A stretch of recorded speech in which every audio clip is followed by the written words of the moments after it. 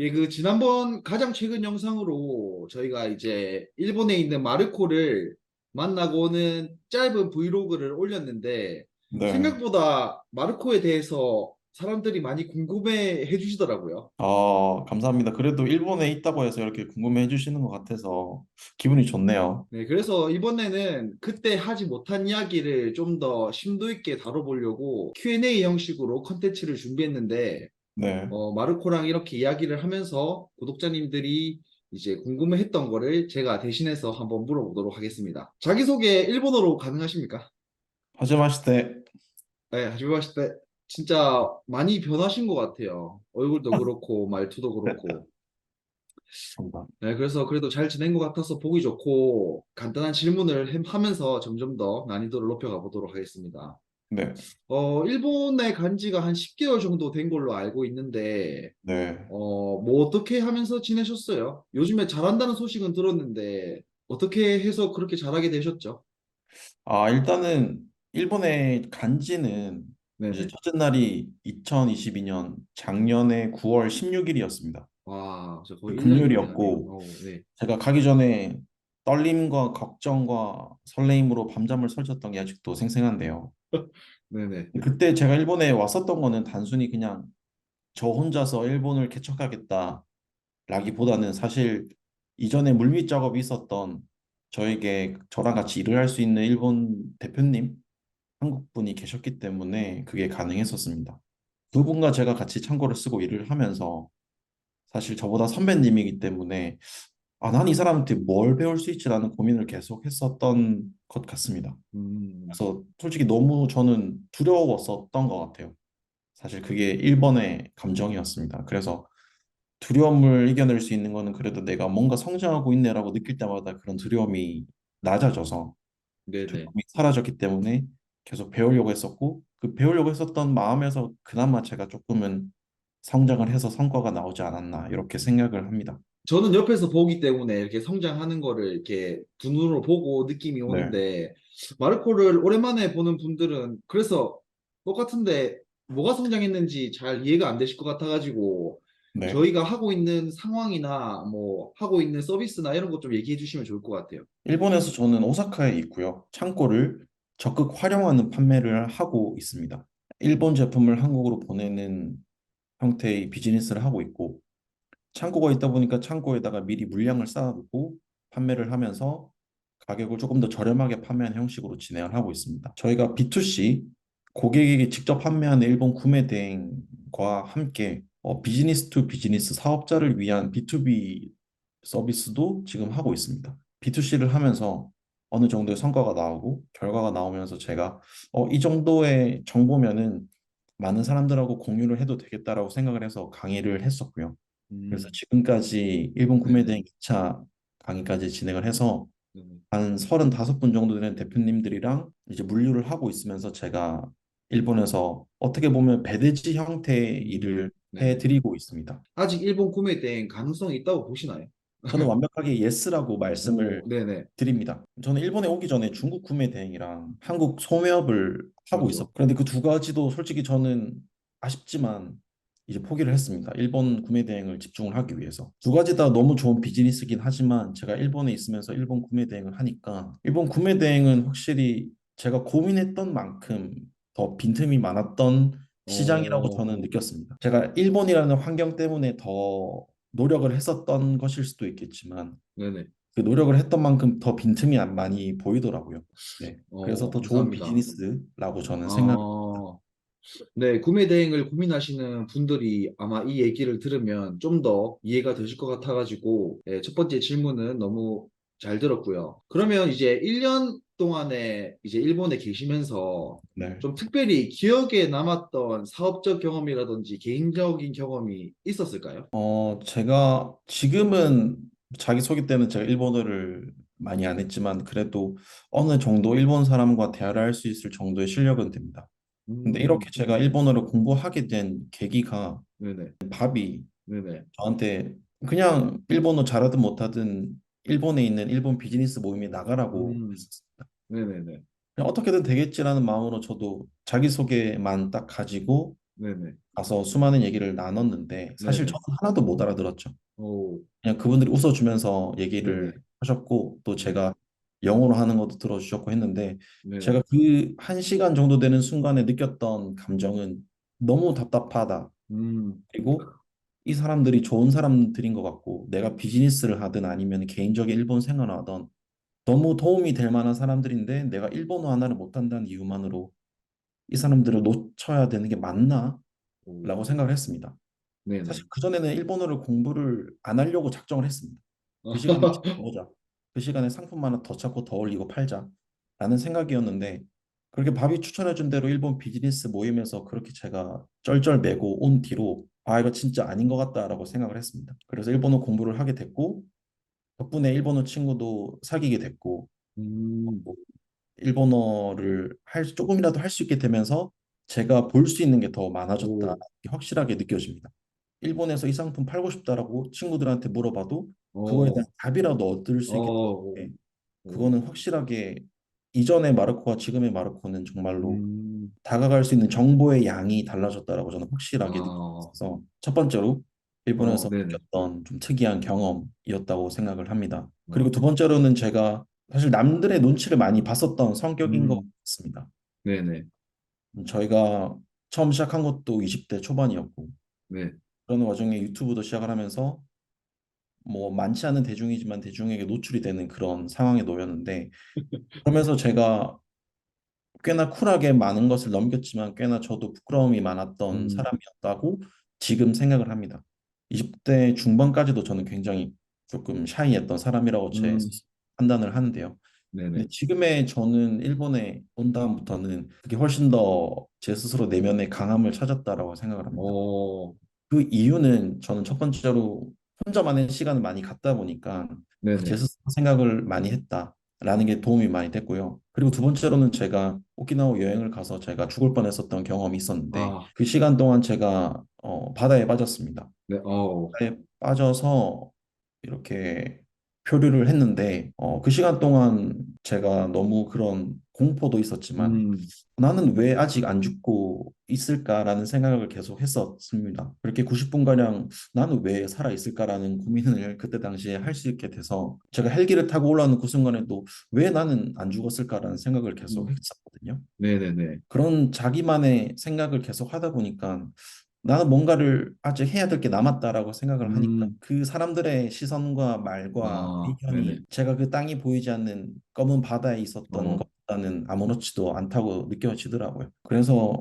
뭐 어쩔 건데라는 생각이 많이 들었던 것 같습니다. 음, 그래서 저에게 일본에서 가장 중요하게 느꼈었던 게 두 가지가 있다면 첫 번째는 일본어를 공부하게 됐던 이종 교류의 비즈니스 음, 모임이었고요. 그리고 두 번째로는 제가 오키나와에서 죽을 뻔했었던 그 90분의 시간이 저에게 가장 중요했었던 기억으로 남아 있습니다. 정말 고생 많이 하셨고, 그러한 경험들이 진짜로 앞으로 마르코가 사업을 하는데 진짜로 큰 도움이 된다고 저도 100% 확신을 하거든요. 네네. 그래서 이 무게감 있는 이야기 진짜 너무 감사하게 잘 들었고, 네. 네, 갑자기 분위기가 너무 처지는 것 같아서 분위기를 바꿔서, 요즘에 그럼 마르코가 가장 관심 있게 보는, 관심사나 이런 마인드가 있을까요? 너무 많은데 네. 고르고 골라서 두 가지를 가져왔습니다. 네네. 이 두 가지 중에 하나는 제가 평생을 살아오면서 느꼈던 거여서 정말 네네. 저에게 인상 깊게 다가왔는데요. 그거는 이 고통에 관한 이야기였습니다. 보통이요. 네. 세상에는 두 가지 고통이 있다고 하더라고요. 네네. 첫 번째 고통은 후회를 통한 고통. 이 후회라는 거는 하지 않았을 때에서 음, 발생되는 그런 고통이고요. 두 네네. 번째는 이 훈련과 규율, 규칙을 절제를 하면서 만들어지는 고통이라고 하더라고요. 아, 다시 말하면 뭔가를 해야 되는데 정말 하기 싫지만 꾹 참아내는 그 고통. 이것이 두 번째 고통이라고 하는데 저는 사실 첫 번째 고통을 평생 느끼는 사람이었거든요. 네네. 너무 오랫동안 느꼈기 때문에 그게 무뎌지는 상황까지 왔는데 제가 일본에서만큼은 그 고통을 더 이상 느끼지 말자라는 마인드로 최근 들어서 열심히 살고 있는 것 같습니다. 그래서 그 고통에 관한 게 후회를 하지 말자, 후회에 대한 고통을 느끼지 말자라는 게 저의 첫 번째 큰 관심사이고요. 네네. 그리고 두 번째는 제가 토니 로빈슨의 영상에서 봤었던 것이 저의 두 번째 중요한 관심사입니다. 그게 뭐죠? 토니 로빈슨에서 보셨던 게? 토니 로빈슨은 동기부여 연설가, 키가 덩치 큰 미국 아저씨인데 네네. 그 사람이 하는 말이 우리가 결정을 해야 될 거는 세 가지가 있다라고 하더라고요. 네네.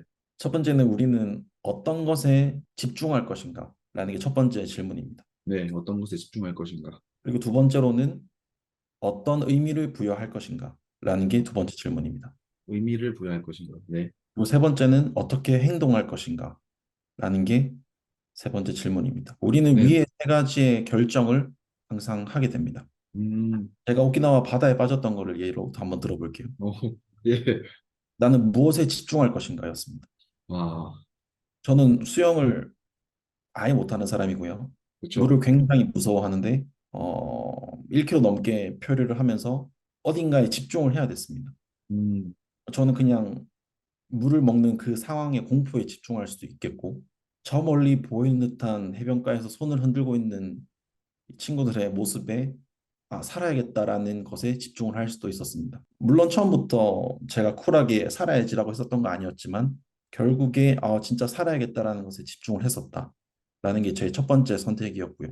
그리고 두 번째 선택은 무슨 의미가 있는가입니다. 어떤 의미를 부여하는가. 제가 아까도 말씀드렸지만 그 왜 나는 죽지 않고 살아있지라는 것에 계속 어떤 의미가 있는지 계속 생각을 했습니다.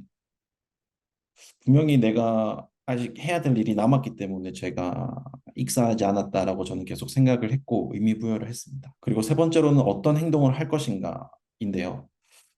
나는 어떠한 할 일이 남아 있기 때문에 살아야 한다, 산다라고 저는 생각을 했고 음, 살 수 있는 행동을 했습니다. 네네. 할 수 있는 행동은 제가 물을 너무 무서워하기에 그냥 공포에 떤 것보다는 그냥 제가 호흡을 할 수 있도록 최대한 물을 먹지 않을 수 있도록 제 나름 계속 발버둥 치는 행동을 했었던 것 같습니다. 그래서 저는 살아 있고 그 살아남아서 어떠한 거를 계속 할 일이 어떠한 할 일이 남았는지를 계속 고민하고 찾아가고 있는 삶을 살아가고 있습니다. 제가 최근에 관심이 있어서 꼭 공유하고 음, 싶었던 두 음, 번째가 이 세 가지 질문이 있습니다. 그리고 이제 밥이 하나 더 말씀해 달라고 하셔가지고 제가 사실 3순위로 가져온 거는 바로 도미노 효과입니다. 음, 속담 조언 중에서 어디로 가야 될지 모른다면 네네. 네가 넘을 수 있는 가장 높은 언덕을 넘어라라는 얘기가 있거든요. 우리 자신이 어떤 일을 할 때 가장 자신의 최대한 노력으로 할 수 있는 일을 해라. 그러면 성장할 것이다. 라고 저는 해석을 했거든요. 네네. 근데 도미노가 그렇습니다. 어, 도미노는 자신의 높이보다 1.5배 높은 것까지 네네. 넘길 수 있거든요. 그래서 처음에 5mm로 시작한 도미노가 30번째가 넘어가면은 엠파이어 스테이트 빌딩을 넘긴다라는 얘기가 있어요. 네네. 그것처럼 우리가 지금은 작은 성공이지만 작은 성공이 연결되면은 결국에는 큰 성공까지 간다. 음, 저는 이거는 모든 사람에게 적용이 되는 게 아닌가라고 생각을 하거든요. 저도 인간이니만큼 누군가의 성공을 부러워하고 박수 쳐주는 상황이기 때문에 그들도 결국 그들 나름대로의 가장 높은 언덕을 넘었고 그들이 항상 1.5배 높은 자신의 언덕을 넘었기 때문에 지금의 성공을 했다라고 느끼기 때문에 저 또한 제 앞에 있는 1.5배 높은 가장 높은 언덕을 넘으려고 하고 있습니다. 1년 사이에 엄청나게 많은 생각을 하신 것 같아가지고, 저도 많이 배우는데, 이 질문에 이어가지고 네 번째 질문을 드리면, 네. 그럼 마르코는 어떤 도미노를, 어떤 언덕을 넘고, 향후에 엠파이어 스테이트 빌딩에 해당하는 그 도미노는 어떤 건지 궁금하네요.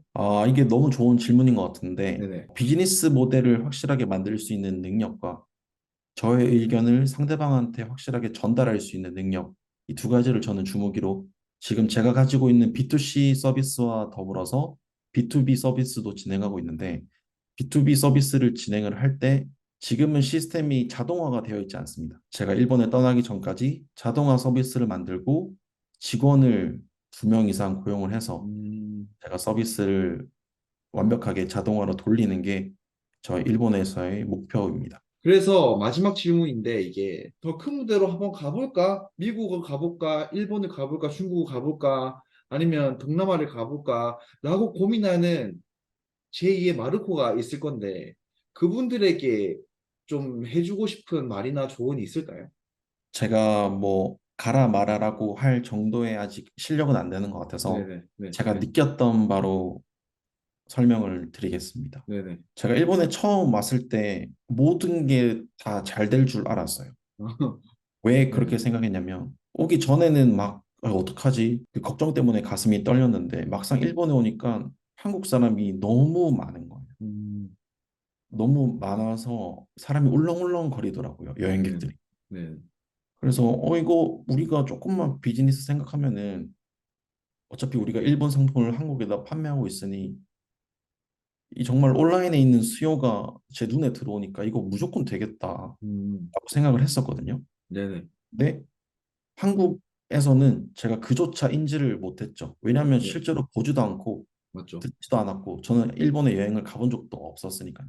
근데 일본에 처음 오니까 이거 다 잘 되겠다. 다 우리 고객이다라고 생각을 했었고 막상 그분들을 대상으로 판매를 하다 보니까 이게 파면 팔수록 더 어려워지더라고요. 음, 그래서 제가 말하고자 하는 바가 뭐냐 하면 사람은 결국에 자기가 인지할 수 있는 것까지 네네, 거기까지 생각할 수 있고 행동할 수 있다고 네, 하더라고요. 최대한 고민 많이 하시고 네네.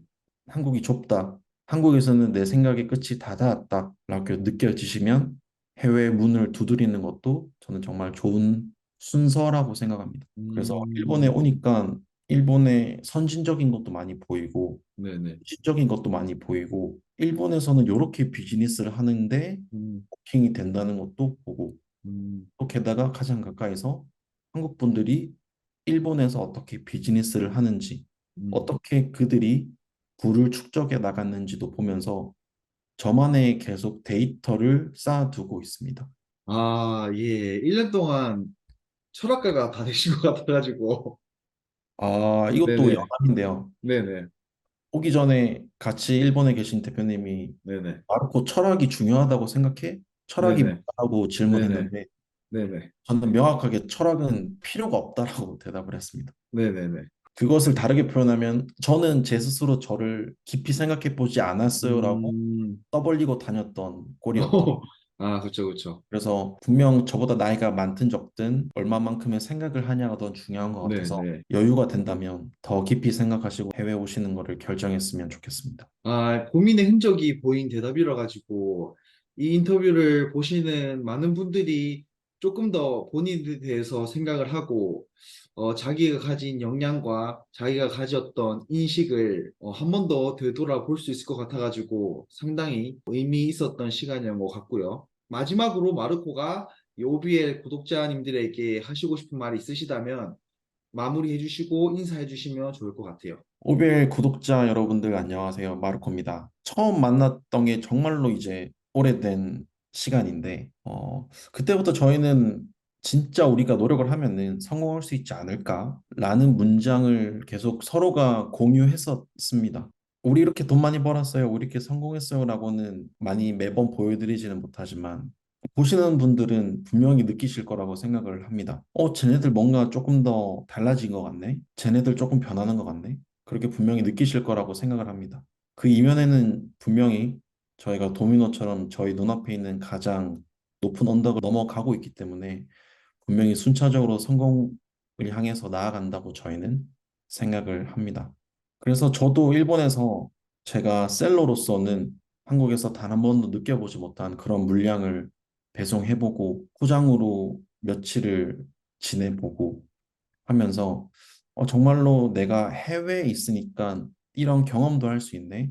라는 것을 많이 느꼈었던 1년에 가까운 시간이었습니다. 제가 했던 고민을 분명히 이거를 보시는 분들도 표현하실 수는 없겠지만 하고 계실 거라고 저는 생각을 합니다. 그래서 그러한 고민들을 저는 같이 해소해 나가자라고 꼭 말씀을 드리고 싶습니다.